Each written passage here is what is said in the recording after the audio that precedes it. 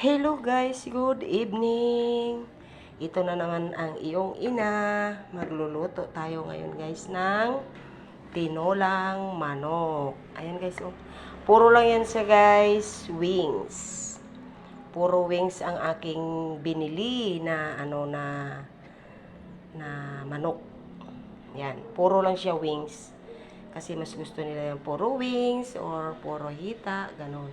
Meron tayo dito guys, sayuti, may dahon ng sili, luya, sibuyas, at saka kamatis. Ayan ang ating igigisa ngayon guys. Magtitinula tayo ng manok.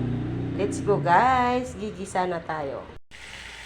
Ayan na guys, nagisa na tayo ng ating bawang, sibuyas, luya, at saka kamatis. At yan na din ang kanyang mantika guys ng ating mga wings ng manok. Yan ang aking pinagisa sa aking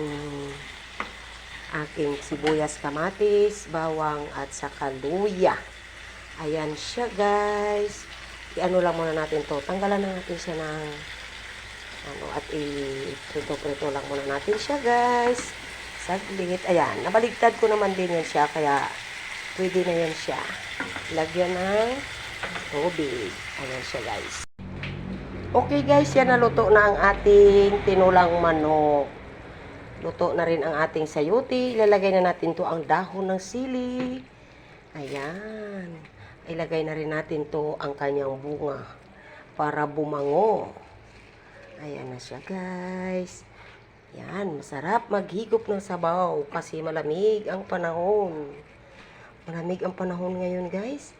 Kaya ito naisipan kong magtula ng manok. Ayan siya guys. Ang dami ata ng down sili ko. Ayan. Thank you guys. Thank you for watching. Ready na natin to. Ready na natin ang lamisa at luto na. Kakain na tayo.